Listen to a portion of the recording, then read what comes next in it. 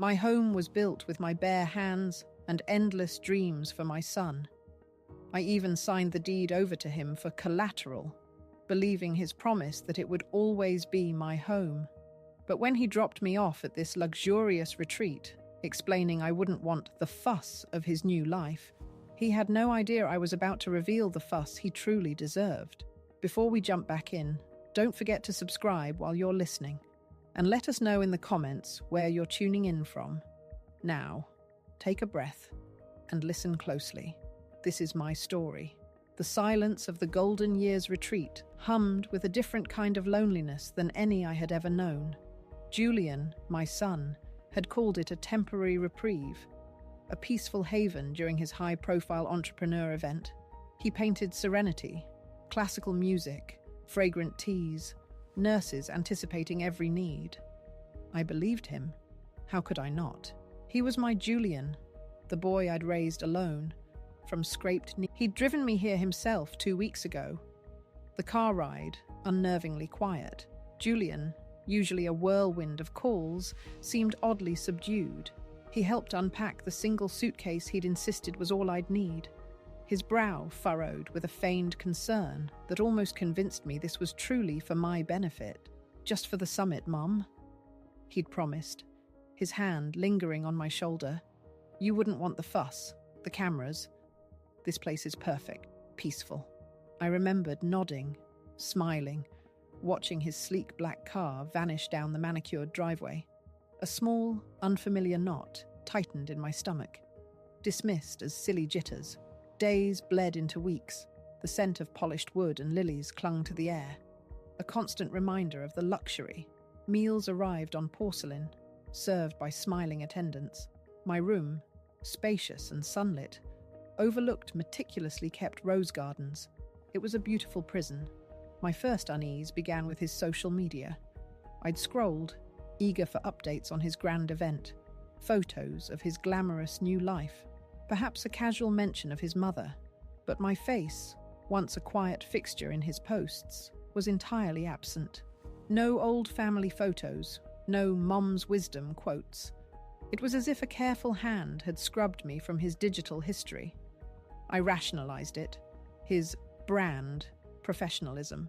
Then came the magazine feature, a glossy spread in Entrepreneur Monthly, showcasing Julian's meteoric rise. His story, told in his own words, was powerful, inspiring. He credited mentors, colleagues, even his childhood dog. But there was no mention of the woman who worked 2, sometimes 3 jobs, to keep a roof over his head, to buy those very books that sparked his ambition. No mention of Ilara, just Julian. Beneath the polished words, a cold echo of erasure. When a young journalist visited Julian here, I tried to introduce myself. I'm Julian's mother, I'd said, extending my hand. She nodded politely, her eyes flitting to Julian, who smoothly cut in. My elderly relative, he interjected, his smile unwavering. She enjoys the quiet here. Elderly relative, not mother, not the woman who taught him to tie his shoes, nursed him through fevers, mortgaged her small teacher's pension for his education. That knot in my stomach tightened, twisted. The beautiful prison suddenly felt very, very small. I watched other residents, their eyes holding untold stories. Some seemed content, but others, like me, drifted, waiting for a call that rarely came, a visit that felt like an obligation. I recognized the hollowness in their smiles, the practiced cheerfulness that never reached their eyes. They too were elderly relatives, carefully tucked away, out of sight, out of mind. The bitter pill of disposability. I wasn't just here temporarily. I was gone permanently, and the man who had done it, my own flesh and blood, seemed utterly unburdened. Each night, in that luxurious bed, the pristine sheets felt like a shroud. How had I, a woman who gave everything, become so utterly erased? The quiet hum of the retreat swelled, no longer peace, but a deafening silence, burying me deeper with each passing day. Had I been so blind, so trusting, that I missed the terrifying truth all along? The silence deepened, heavy with the weight of unasked questions and unspoken truths. My days at the Golden Years retreat fell into a monotonous rhythm. Sunrise over the manicured rose garden, oatmeal and lukewarm coffee for breakfast, followed by an hour of mandated wellness activities, a gentle stretching class or a watercolor session I rarely attended. Lunches were bland, dinners indistinguishable. Each meal, each polite nod from a staff member, each empty conversation with a fellow resident felt like another stitch in the velvet curtain Julian had drawn around my life. I was safe, comfortable, and utterly, unequivocally forgotten. I spent most afternoons in the sunroom, a vast space with glass walls overlooking the same perfect lawn. It was where most residents gathered, reading their books, dozing in armchairs, or staring blankly into the middle distance. I preferred a secluded corner, nursing a cup of chamomile tea, pretending to read the daily newspaper. My eyes would skim the headlines, but my mind replayed fragments of my past. Julian's chubby toddler hands wrapped around mine, his earnest face on graduation day, the worn wooden sign that once read Ilara's Home and Hearth, a place that had been so much more than just four walls. It was a life, a legacy. One afternoon, a woman settled into the armchair opposite mine. Her name was Sylvie. She was wiry, with a sharp, intelligent gaze that seemed to miss nothing. Her silver hair was pulled back in a neat bun, and she wore a pair of spectacles perched on her nose. Though she wasn't reading, she was watching me. At first I stiffened, used to being observed like a curio, not a person. But Sylvie's gaze wasn't vacant or pitying. It was discerning, analytical. "Rough headlines today," she said, her voice surprisingly crisp, cutting through the murmuring quiet of the room. I glanced at my paper. "Always are," I replied, my voice a little rusty from disuse. She chuckled, a dry, knowing sound. "Indeed, but I find it's not the headlines that truly matter. It's the stories behind them, the ones people try to bury." She paused, her eyes locking onto mine. "Or the ones they try to bury you in." I felt a jolt. She saw it. The unspoken, the unsaid. Most people here were experts at polite avoidance. Sylvie was different. "You're new here, aren't you?" she continued, her tone conversational, yet probing. "Joined us just a couple of weeks ago. You have that look. The just arrived in paradise and realized it's a very pretty cage look." A small, surprised laugh escaped me. "Is it that obvious?" I asked, a flicker of genuine curiosity, a spark of connection I hadn't felt in weeks. She smiled. "Only to those who've worn the same shackles. Retired librarian, you see. Spent my life digging for truth, finding what people hoped stayed hidden in plain sight. Makes you rather good at noticing details." We fell into a comfortable silence, yet it felt charged, alive. I studied her. Her hands, surprisingly strong, rested on the armrests. Her eyes, though aged, gleamed with an almost mischievous intelligence. "So, what's your story, Ilara?" she asked, her voice softer now, almost inviting. "If you don't mind me asking, of course. Not the one you tell the nurses, or the visitors who drop by for a forced 15 minutes. The real one." My breath hitched. The real one. The one about the boy who once clung to my skirts, now a man who called me an elderly relative. The one about the modest house, my life's work, that somehow slipped from my grasp into his, with promises whispered then conveniently forgotten. The one about the constant, gnawing ache of knowing I was disposable. Could I truly speak it aloud? Could she possibly understand? I looked into Sylvie's eyes, and for the first time since Julian's car pulled away, I felt something other than despair. I felt a sliver of hope, a fragile thread. "It's a long story, Sylvie," I began, my voice barely a whisper, testing the waters. "A story about a house and a son."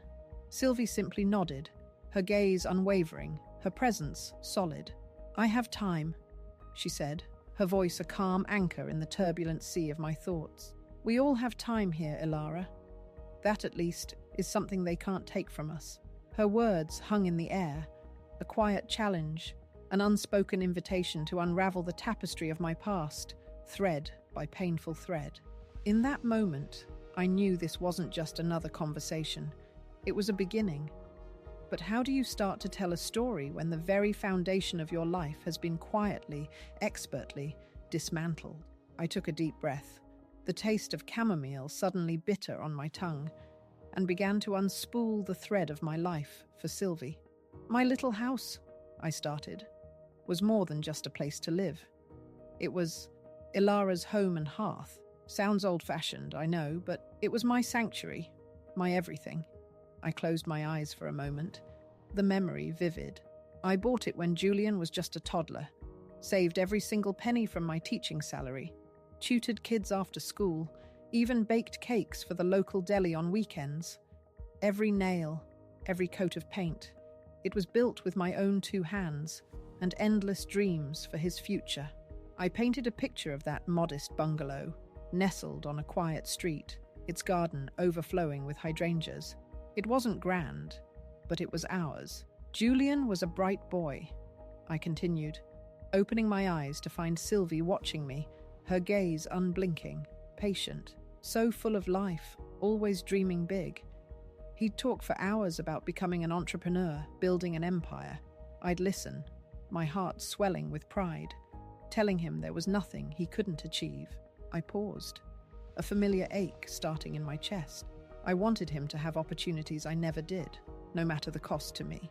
The cost was immense. Every spare dollar went towards Julian's ambitions.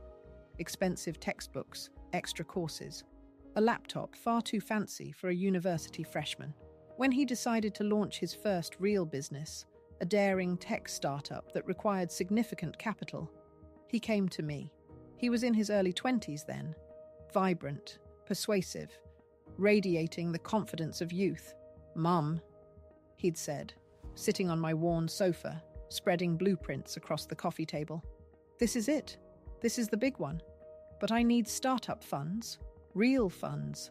My teacher's pension was modest, but the house, paid off after decades, represented my entire life's savings, my security.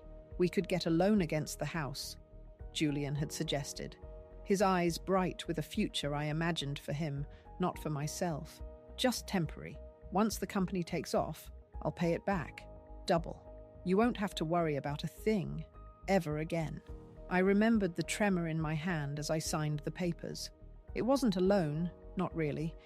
He had convinced me to legally transfer the deed into his name. "For collateral," he'd said. "For easier financing." He promised it was a formality. "It's still your home, Mum. Always will be." I believed him. How could I not? He was my boy, my Julian. I trusted him. I whispered to Sylvie, the words tasting like ash. I had no other choice. My entire retirement, my security, my future, it was all tied up in that house. But what mother wouldn't do anything for her child, especially one she raised alone? Sylvie simply hummed, a soft, understanding sound. She didn't interrupt, just let the silence settle, allowing me to gather my thoughts, to navigate the painful corners of my memory. For years, it worked. Julian's company soared. He became the success he always dreamed of, moving into a grand house in the city, buying expensive cars. He was generous too at first. He'd send me checks, unexpected gifts. "For everything, Mum," he'd say over the phone, a warmth in his voice that always reassured me. I continued to live in my house, my home and hearth, now technically his, but still very much mine in my heart. The legal papers felt like forgotten relics, gathering dust in a drawer, just as he'd said they would be. The subtle shift began after his marriage. His wife, Lena, was beautiful, ambitious, from a world I didn't understand, their world. My visits to their city home grew shorter, less frequent. My stories from my quiet life felt mundane next to their glittering anecdotes of galas and business deals. When I brought up the house once, just a casual remark about needing to fix a leaky faucet. Lena's smile had tightened. Oh, Julian takes care of all his properties, Ilara. Don't you worry your head about it. His properties. The phrase landed like a cold stone. I started to feel like a tenant, I confessed, my voice cracking slightly. In my own home. My son, the successful entrepreneur, the one who owed everything to that house, to my sacrifice, slowly began to view me as a liability, not a legacy. The realization had been slow, insidious. 1,000 paper cuts of disrespect and quiet dismissal, leading to this gilded cage. But what good is a sanctuary when the very foundations it rests upon have been quietly stolen? It makes you wonder, doesn't it, if the sacrifices we make for love can sometimes become the very chains that bind us. The house, once a fortress of memories, had become a tomb of forgotten promises. After sharing the painful story of my home and hearth with Sylvie, a strange mix of relief and renewed bitterness settled over me. Relief, because someone finally saw the cracks in Julian's perfect facade. Bitterness, because admitting the depth of my foolish trust stung worse than any betrayal. It was one thing to feel the sting of his neglect. It was another to realize how skillfully he had dismantled my independence, piece by careful piece, using my own love as his leverage. So, you signed the deed over to him, Sylvie stated, her voice quiet but firm. Not a question, but a confirmation. We were back in the sunroom, the afternoon light casting long shadows across the polished floor. I nodded, a lump forming in my throat. For easier financing, he said. A formality. He promised it was still my home, always would be. I laughed, a dry, humorless sound. How naive does that sound now? Sylvie leaned forward, her eyes fixed on mine. Not naive, Ilara. Trusting. A mother's trust. It's a powerful thing, and some people, they know how to exploit it. Her words, simple as they were, resonated deeply. It wasn't just about Julian taking my home. It was about him taking my trust, my sense of security, my very identity built on sacrifice. The following days were filled with a restless energy I hadn't felt in years. Julian called twice, brief, clipped conversations, filled with vague updates about his very successful summit. He never asked how I was. He never mentioned coming to visit. Each call was a fresh reminder of the chasm growing between us. He was building an empire, and I was just a loose end, tied up neatly in a luxury retreat. Did you keep any of the paperwork? Sylvie asked me one afternoon, breaking a long silence between us as we watched a particularly aggressive robin chase a smaller bird from a bird feeder. The original deed? Loan agreements? Letters confirming the arrangement? My mind raced, sifting through decades of memories. I think so, I murmured. In an old cedar chest, in the attic, at the house. The last 3 words felt like a punch to the gut.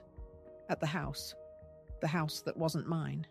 You need proof, Ilara, Sylvie said, her voice dropping to a near whisper. In this world, promises are dust. Paper is power.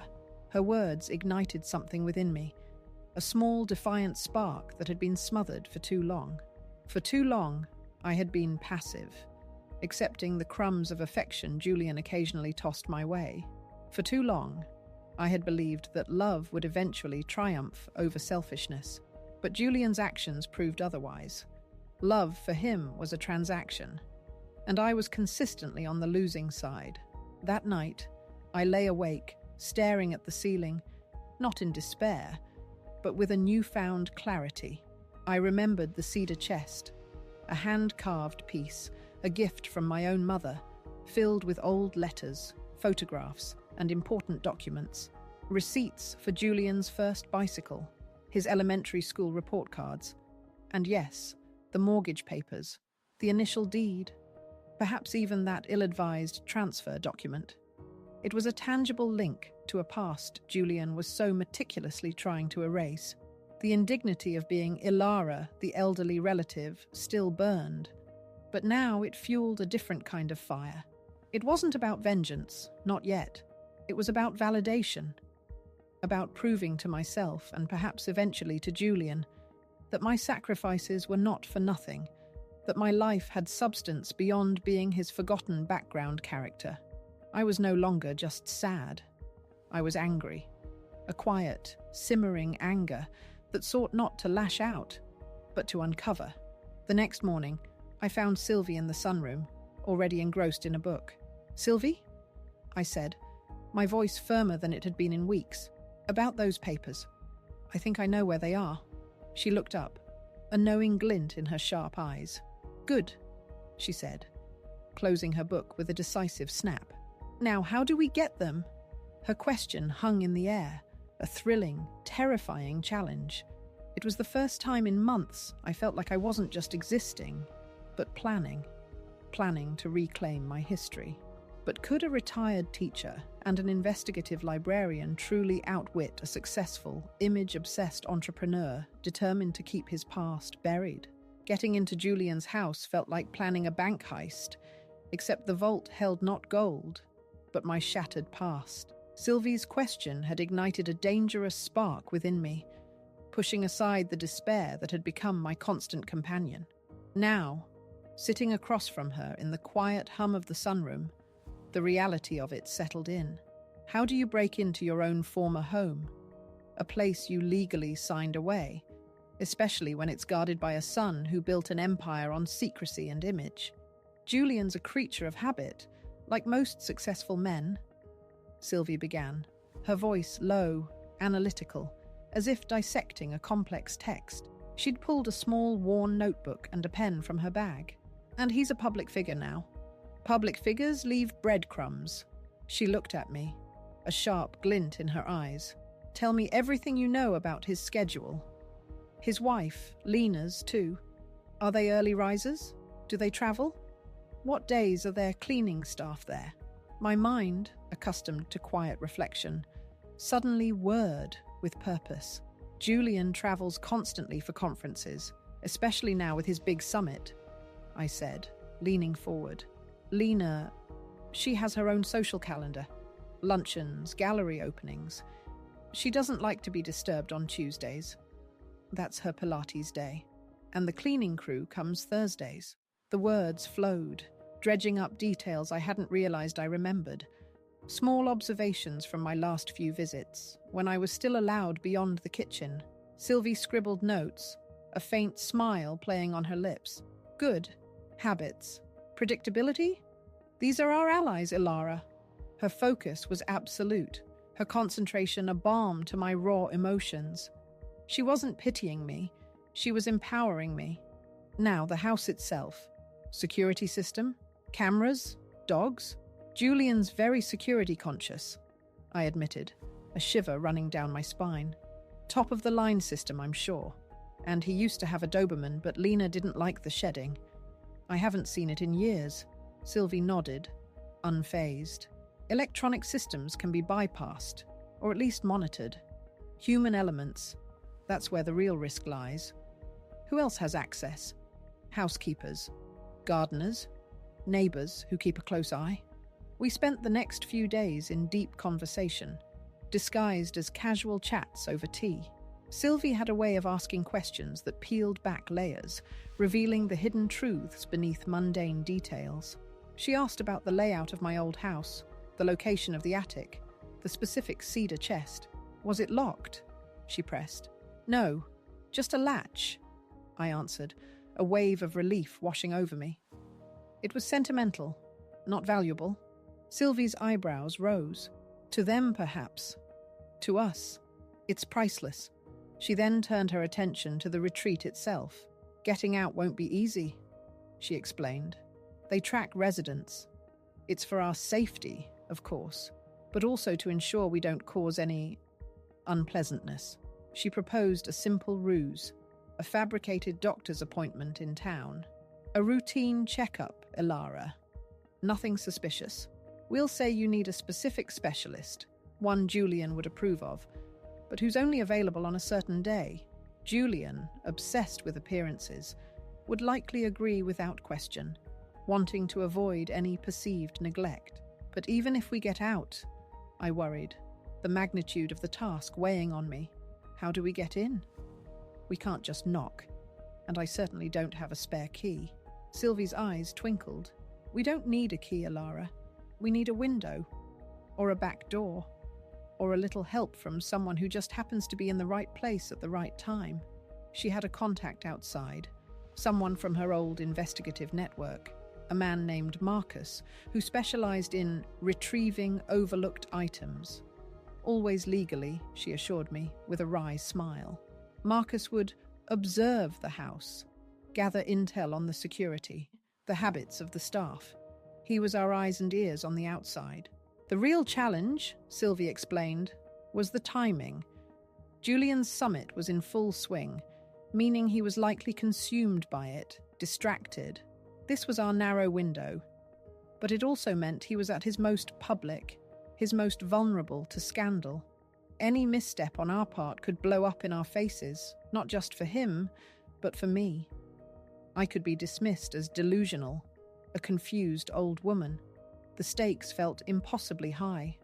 The fear was still there, a cold knot in my stomach.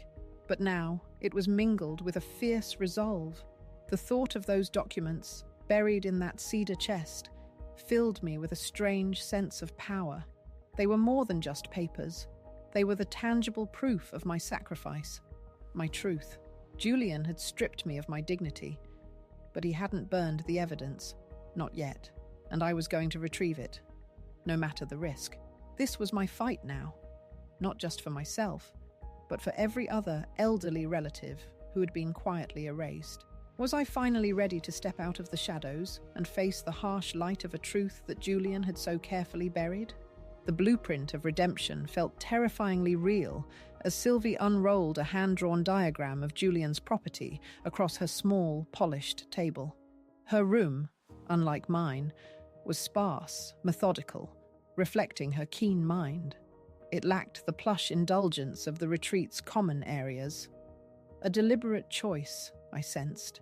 My heart hammered against my ribs, a drumbeat of anxiety and a flicker of something new. Anticipation. Marcus has been observing, Sylvie explained, her finger tracing a line from the street to the back of the house. He confirmed the security system is top-notch, as expected. Infrared sensors, motion detectors. But there's a blind spot.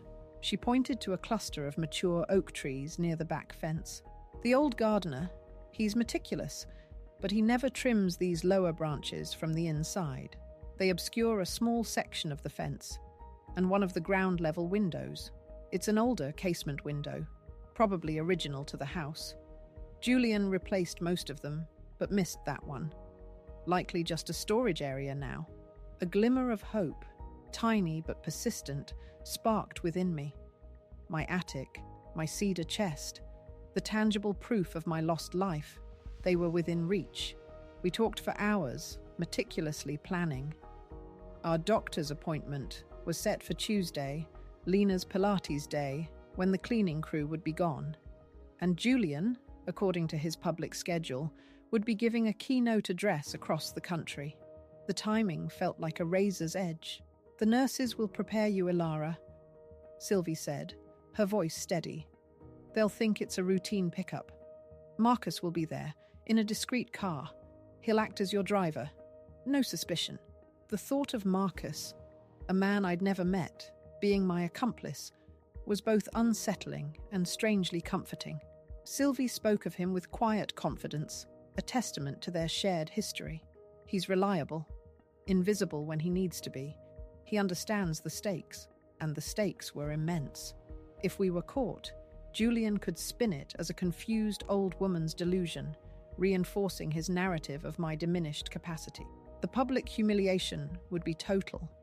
The erasure, complete. The morning of our planned excursion dawned bright and deceptively peaceful. I felt a nervous flutter in my stomach that had nothing to do with breakfast. My hands trembled as I buttoned my simple blouse, choosing a sensible pair of walking shoes over the soft slippers I usually wore. Sylvie met me in the sunroom, a knowing look in her eyes. "Ready for your checkup, Ilara?" she asked, her voice light, but her gaze held a deeper meaning. I nodded, swallowing hard, as I'll ever be. The usual morning nurse, a kind woman named Martha, helped me into the wheelchair. "Such a beautiful day for an outing, Mrs. Vance," she chirped, pushing me towards the main entrance. My breath hitched. Mrs. Vance. Not Ilara, not the teacher, the mother, the woman who owned her own home. It was a subtle reminder of the identity Julian had assigned me, an identity I was now fighting to shed. The main entrance, usually a place of quiet arrivals, felt like a stage. Every casual glance from a passing resident, every polite nod from a staff member, felt like a spotlight. My heart hammered. Outside, a nondescript dark sedan idled by the curb. Marcus.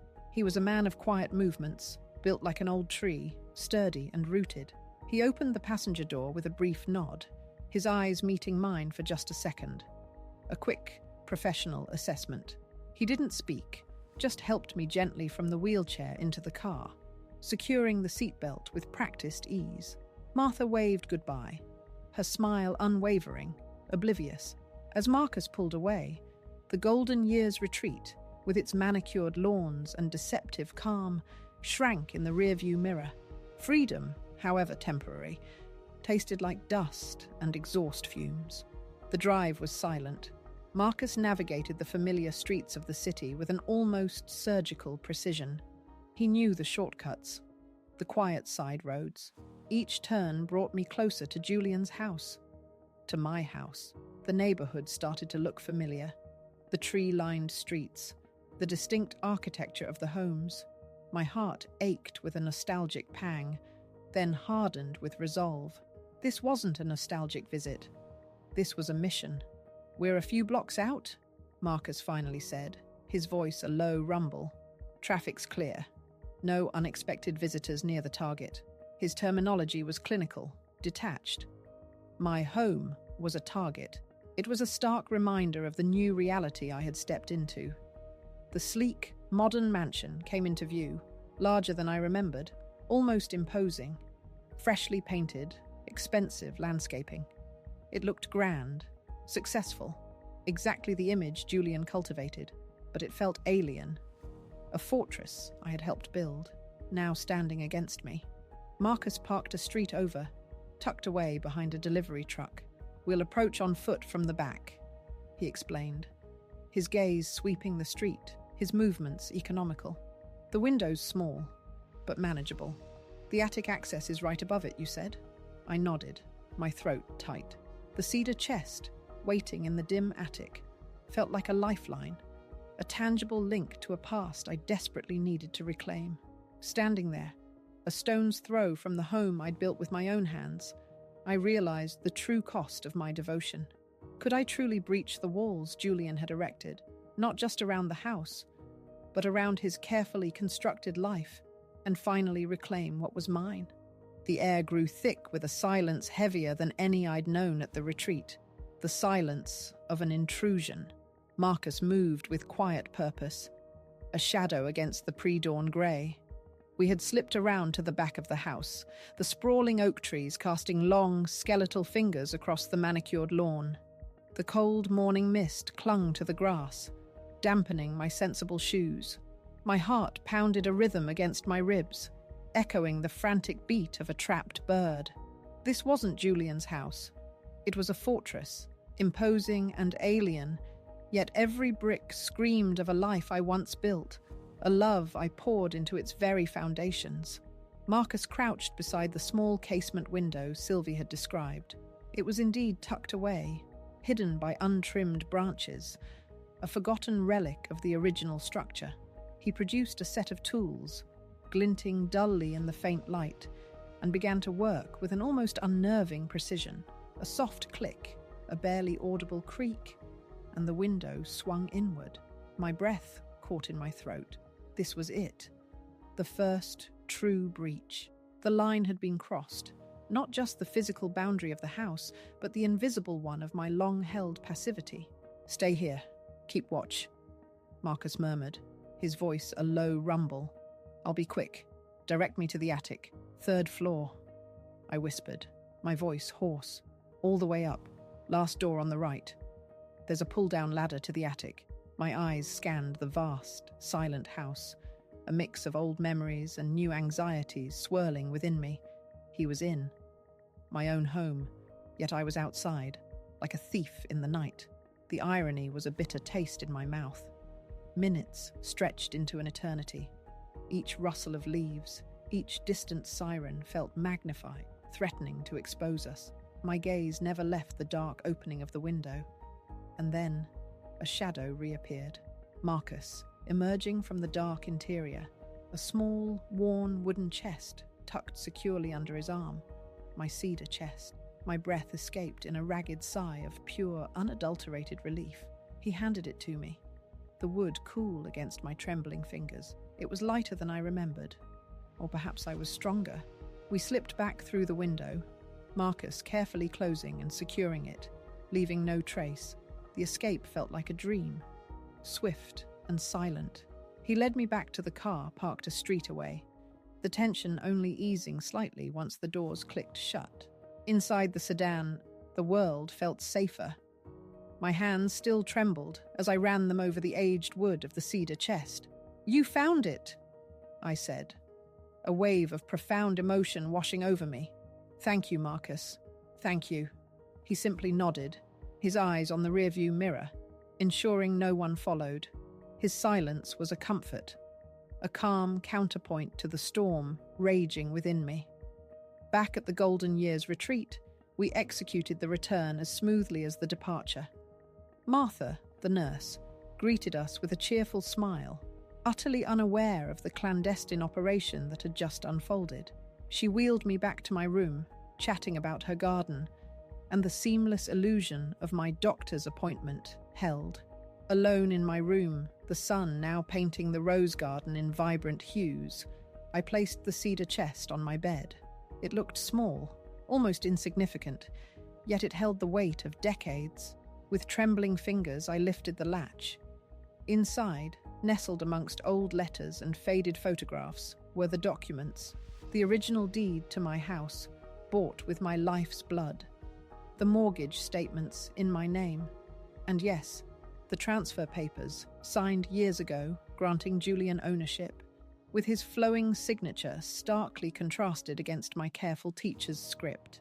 His promise, written in ink, that it was a formality, that it would always be my home. The words felt like a cruel joke now, but holding these papers, the physical proof of my past, something shifted within me. It wasn't just about the house anymore, or the money. It was about my story, the one Julian had tried to erase, the one he had tried to bury. It was here, in my hands, undeniable. Sylvie had been right.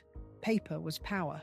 And for the first time in a very long time, I felt a tremor of something other than fear. I felt the cold, steady burn of purpose. The proof was undeniable. But what would be the true cost of unearthing a truth Julian fought so hard to keep buried? The weight of the cedar chest on my lap felt heavier than any decision I'd ever made. Yet within it rested the unexpected lightness of absolute truth. Sylvie and I sat in the sunroom, the morning light pouring in, illuminating the documents spread out before us. The original deed, bold and uncompromising in my maiden name.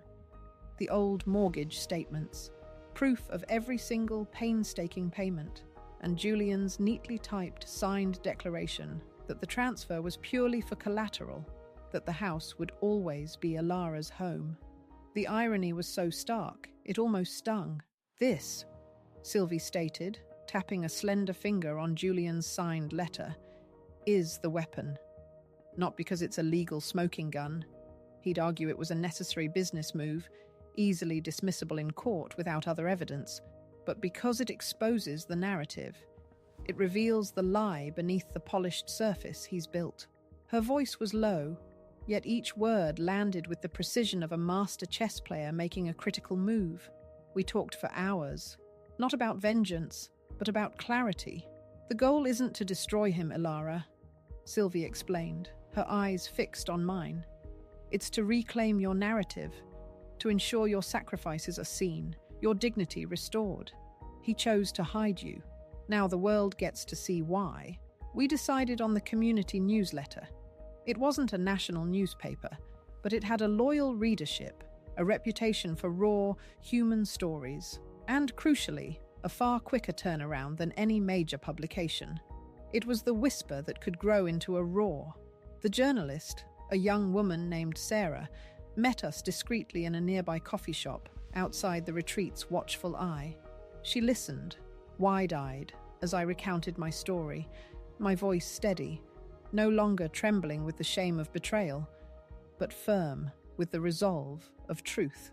Sylvie sat beside me, occasionally interjecting with a precise date or a detail that added weight to my account. I laid out the documents, the faded photographs of Julian as a boy in my house, the pristine new ones of him now, the absent mother. Sarah's pen scratched furiously across her pad. I could see the story forming in her mind, a powerful narrative of ingratitude and erasure. "This is incredible, Mrs. Vance," Sarah said, her voice hushed, her gaze moving between the documents and my face. "It's truly heartbreaking. And Julian Vance, he's everywhere right now. This will be huge." She promised discretion, but her excitement was palpable. The article ran the following Friday. That morning, a different kind of buzz filled the Golden Years retreat. Usually, it was the gentle murmur of breakfast, the rustle of morning papers. But today, the hum was sharper, more agitated. I sat in my usual spot in the sunroom, a copy of the Community Echo folded neatly on my lap, deliberately unread. I watched. First, Agnes, a woman whose son only called on her birthday, picked up a copy. Her eyes, usually placid, widened. She nudged her neighbour, then another. Whispers rippled through the room. A few minutes later, one of the younger nurses, scrolling on her phone, gasped softly. Another resident's phone lit up, a text message alert, followed by a surprised gasp. Slowly, almost imperceptibly, the room's energy shifted.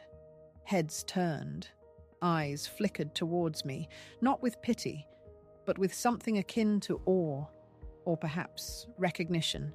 On the television in the corner, a local news channel was showing a segment about Julian Vance's latest philanthropic initiative.